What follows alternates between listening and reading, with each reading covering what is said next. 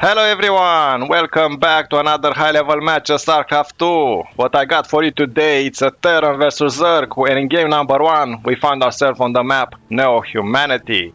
These are two of the best players from Korea. Spawning here is none other than GuMiho, and his opponent in the opposite corner is Solar. Solar, also known as the Shirt Eater. That's because he's nervous, he's stressed, and obviously now playing against GuMiho, he has a reason, because GuMiho is one of the best Terran there can be. GuMiho, also known as the Gumi God. Now this is from Katowice, this is going to be an intensive match. Let's see what they are going to do. Standard opening? Not likely. What do we have here? A barracks! GuMiho, really? Rushing Solar? That's interesting. So Solar is going to find himself with a rush in his main base.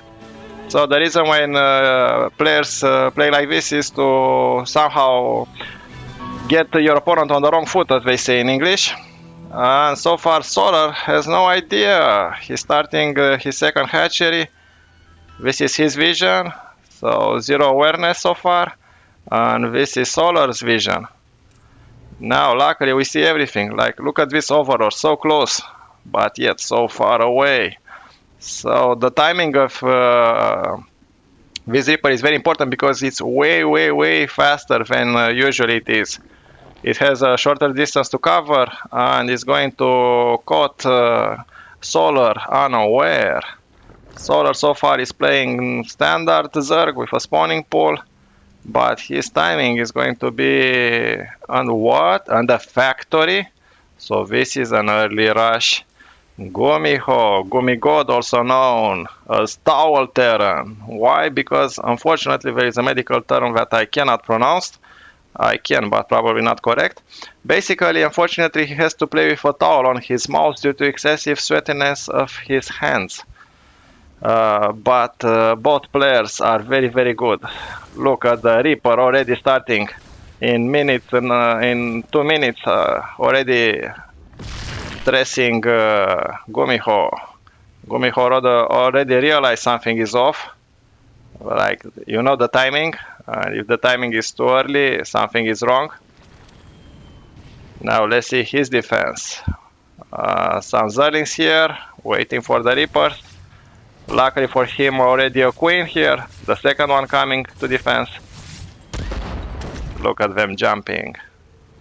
So it was a very good opening. Let's see. What? And the starport. So why don't you put your base over here, GuMiho?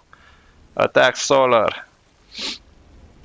But Solar is relaxed. Look, he already started the third hatchery. Nothing happens. And here, GuMiho with only one base? No. One base all in? Interesting. Let's see if this is going to work. A bunker here.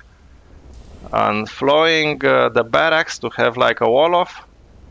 Very interesting approach. Obviously this is not random. These players like to scout.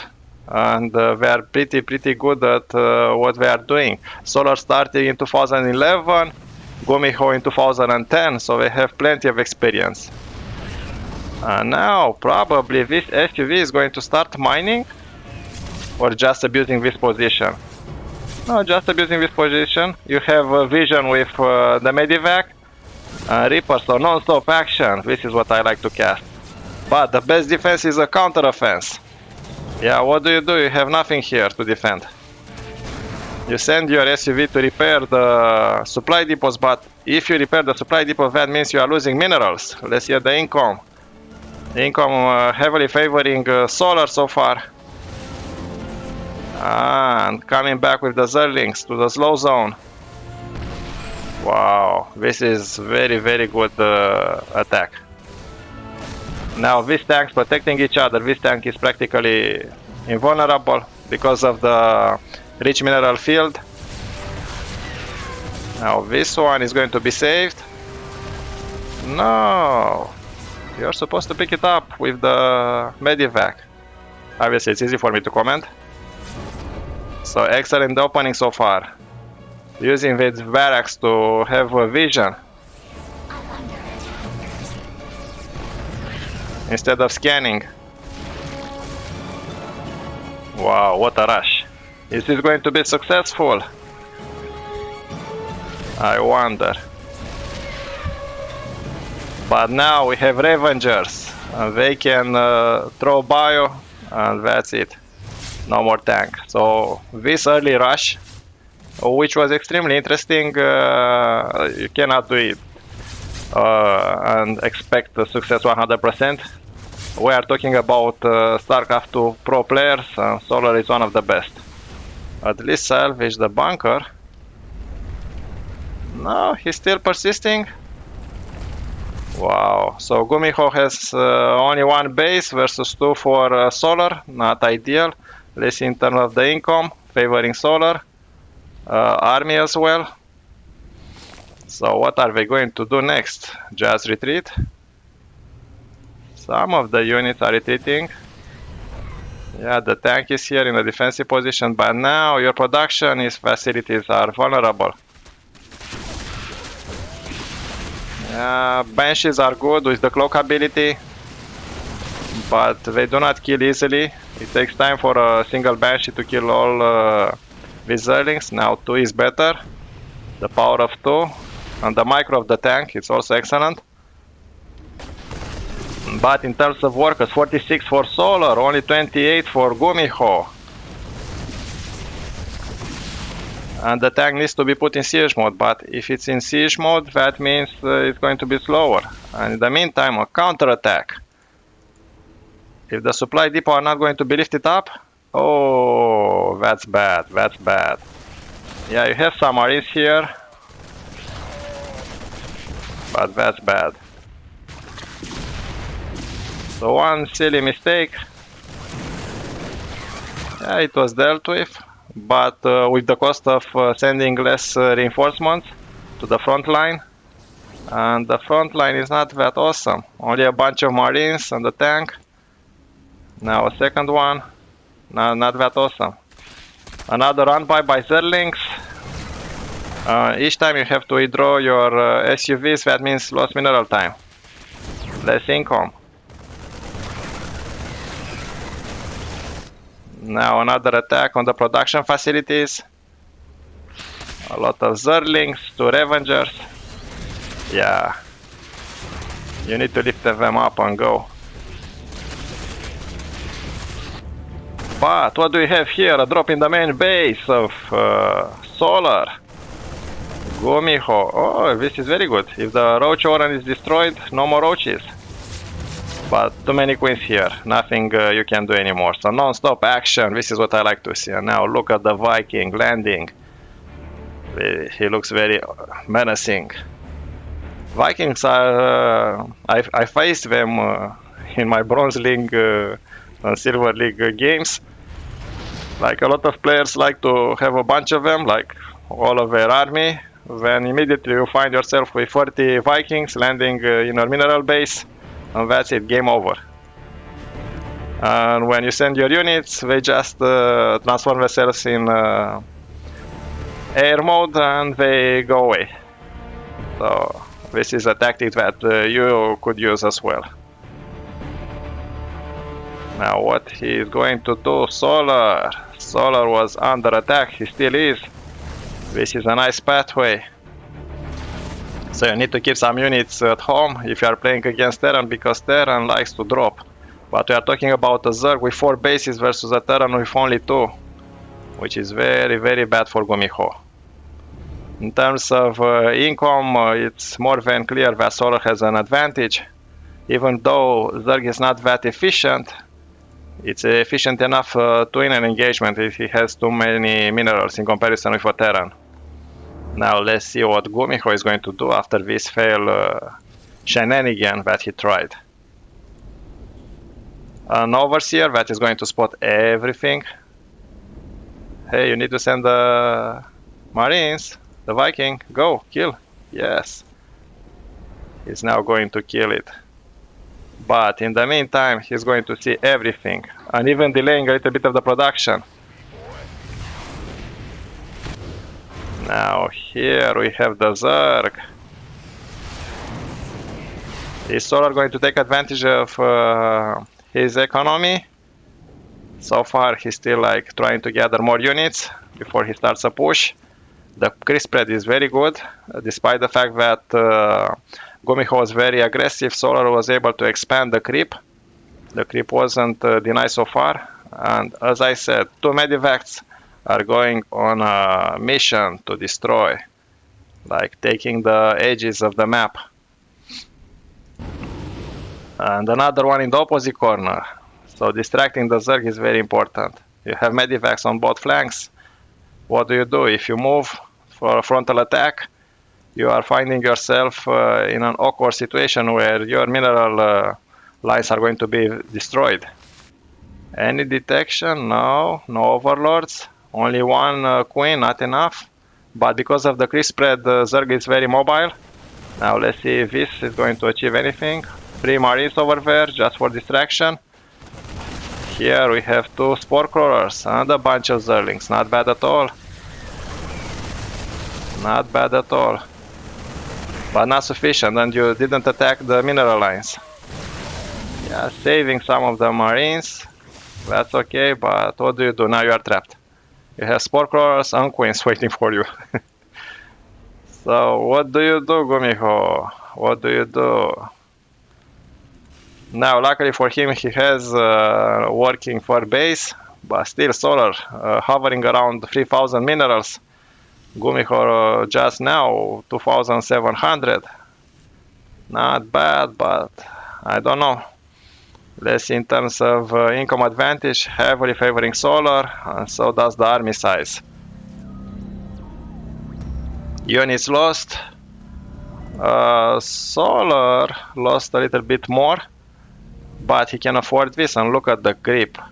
So creep is going in every direction and towards the main base of GuMiho. Solar is the first champion of a Premier Legacy of the Void tournament, winning the DreamHack Championship in 2015 against Partying. So he has a good reputation for a long time. And now, what do you see here? Lurkers. Lurkers are very good against bio. If there is no scanning, ooh, I don't want to see a bunch of marines just walking in the proximity, in the vicinity.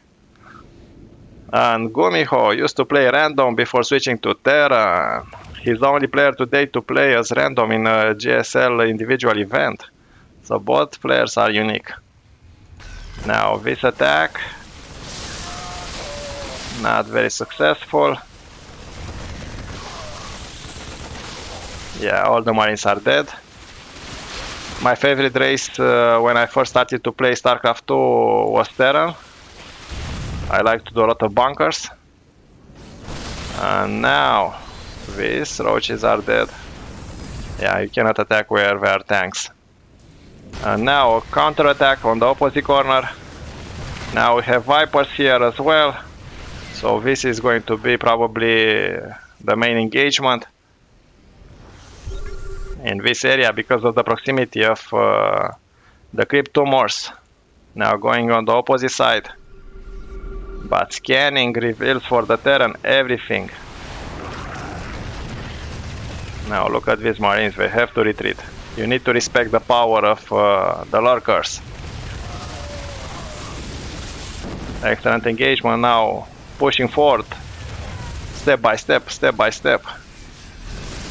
Like the Terrans like to do with their tanks. Look at the tank range. Now the lurkers. The Vipers will try to yonk the tanks, but because of the Vikings, they have to retreat. So this is going to be interesting, because now we have Ghosts. Look at them. Sniping the lurkers. Ghosts are some of the most efficient units, but you need to be good at micro. You cannot play very efficient if you don't have a good APM.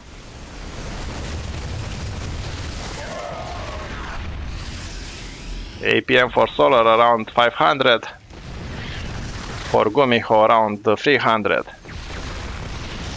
The snipings are amazing. Now, what do you do as a Zerg? You have tanks here. This is like impossible. You have tanks, you have Bio, you have Vikings. Now a Liberator on Ghost. But the Swarm is here. Solar is maxed out. He has to do something. Excellence around here. The Observers reveals everything. Nice Clouding Blind on the tank. So, Solar, is he going to break the Terran? Trying to attract the Terran into the Lurkers. So this tactic I saw very successful. You basically send some units, then retreat, and if your opponent is not careful, he's going to find himself in a dire situation with the Lurkers killing everything in a matter of seconds. Now another push from Solar. Wow, this is interesting. This is awesome. Non-stop action. Yeah, the tanks are being destroyed. The main, the front line is being destroyed. Now, Solar Army, it's smaller than GuMiho, despite the fact that GuMiho has a smaller economy. He was able to catch up with Solar. And this tank non-stop destroying with splash damage. DLSC de Jong, yeah, this is what I'm talking about. So yeah, you have a lot of tanks, but if there are a lot of Vipers with a lot of energy, what do you do? And the Ghost needs also energy. Now another attack from all directions. Non-stop action. So Solar is like a pit bull, attacking. But GuMiho, it's also good. Another Ghost is going down. And GG, Solar, relentless attack, won. Thank you for watching. Remember to subscribe, Keanu over. Let's see it together for game number 2.